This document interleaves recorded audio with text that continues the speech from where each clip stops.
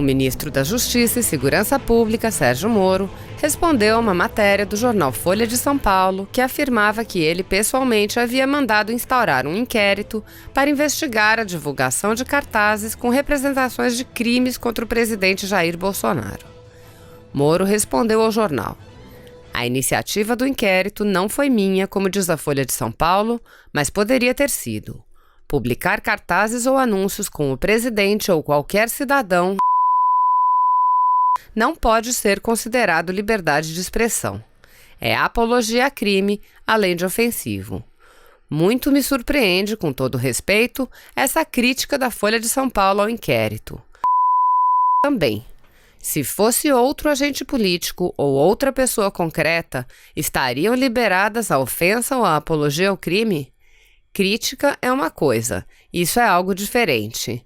Não são, portanto, simples cartazes anti-Bolsonaro, como falsamente afirma o título da matéria da Folha de São Paulo." Há dias que parece que a justiça não existe. Nós assistimos criminosos sendo soltos, fazendo pouco da justiça. Nós nos cansamos de ouvir tantas mentiras. Nós, por vezes, assistimos até condenados, parricidas, saindo às ruas em Dia das Mães, Dia dos Pais. E eu sempre me indago, por que isso acontece? Porque a justiça, por vezes, nos é negada. A minha reflexão é que isso acontece sempre para nos lembrar que ela precisa ser conquistada. Nós caímos porque nós precisamos aprender a levantar. E essas situações de denegação de justiça simplesmente nos motivam, nos devem motivar a ir adiante, a reconstruí-la, a reconquistá-la. E é isso que nós temos tentado fazer no governo federal do presidente Jair Bolsonaro.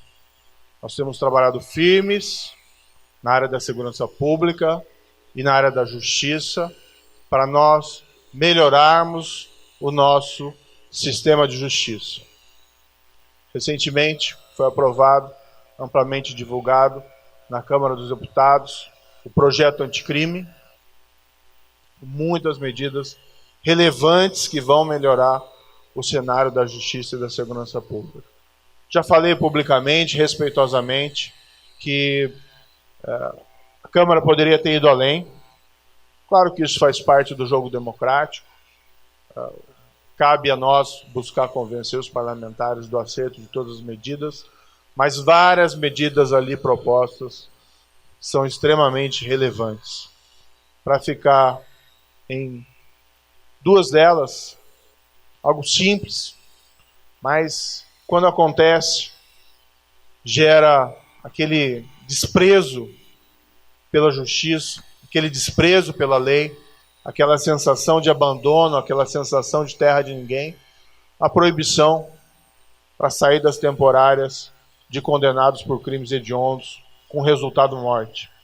Se não vamos precisar mais ver parricidas, por exemplo, saindo do cumprimento de sua pena de prisão em feriados como o Dia dos Pais ou Dia das Mães. Simples, mas importante, por uma questão de justiça, por uma questão de apreço à lei. Outra medida essencialmente importante, está ali previsto que os vereditos do Tribunal do Júri vão ser executados já a partir do julgamento de primeira instância. Não é incomum hoje em dia, após um julgamento do júri, que no Brasil é responsável por julgar homicídio e feminicídio, basicamente, crimes contra a vida, não é incomum que após um julgamento condenatório pelo Tribunal do Júri, com toda aquela solenidade própria do Tribunal do Júri, alguém condenado por um feminicídio, um requinte de crueldade, sai pela porta da frente.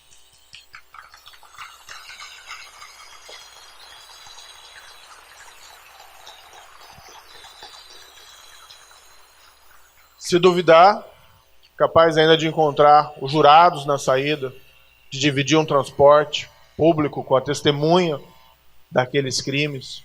Tudo isso gerando aquela sensação de abandono, de perda, de desprezo pela justiça. Foi aprovado na Câmara, tenho grande confiança que deve ser aprovada essa medida também no Senado Federal, e a partir de então esse tipo de situação nós não mais veremos acontecer.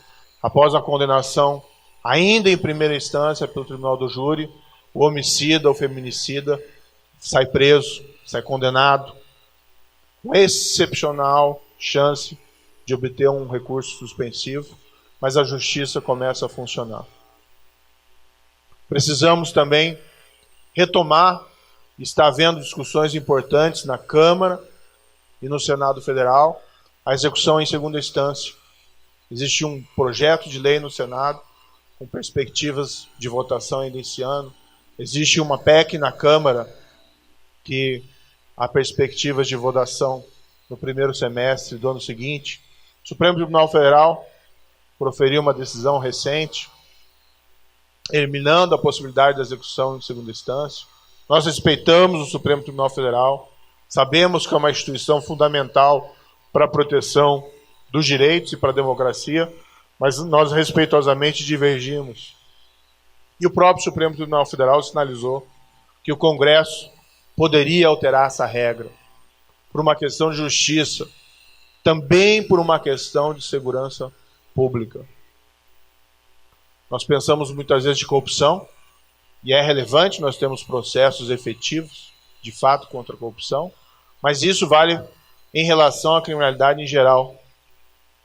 Esses dias tomei notícia de um fato, um condenado por homicídio de policial federal, aqui no Paraná, em Cascavel, fato ocorrido em 2012. O policial federal foi assassinado.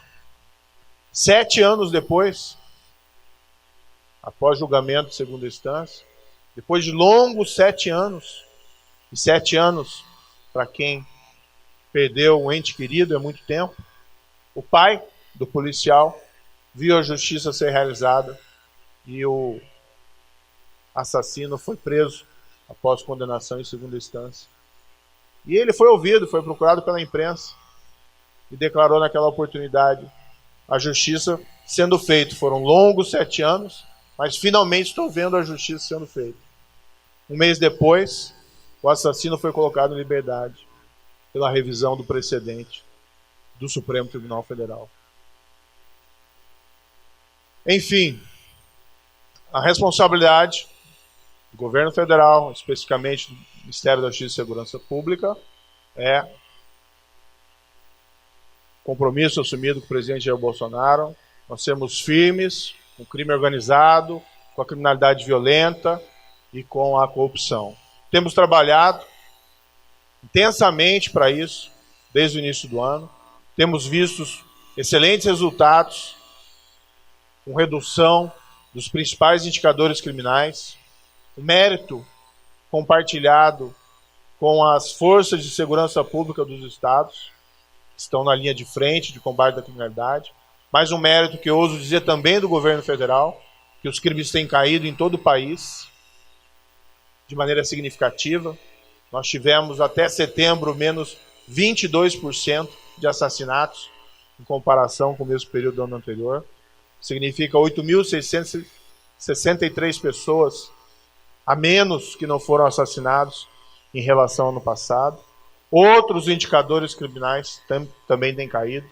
Roubo à instituição financeira caiu 40% em relação ao mesmo período do ano passado.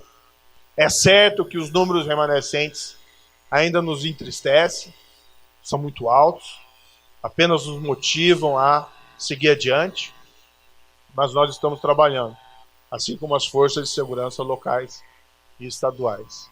Mas é importante que nós tenhamos instrumentos legais aptos a levar criminosos à justiça.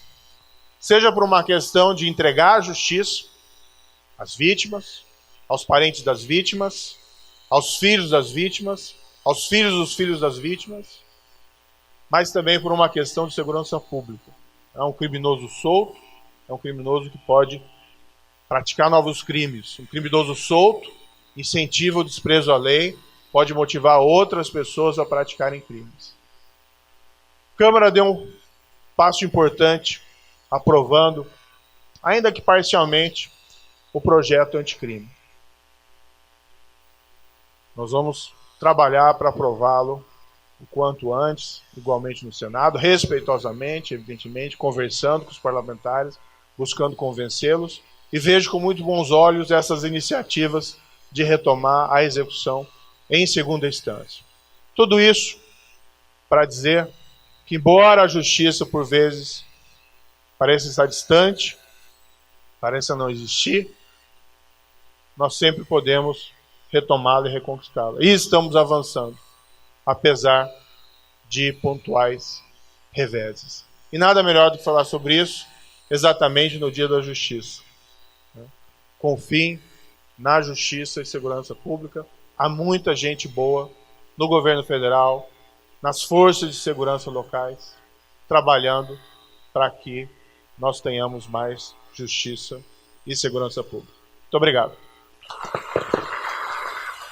Se você apoia Jair Bolsonaro, curta este vídeo. Manifeste a sua opinião e compartilhe para que a vontade do povo brasileiro seja conhecida. Inscreva-se no canal para ter acesso gratuito ao nosso conteúdo. Uma produção Folha Política.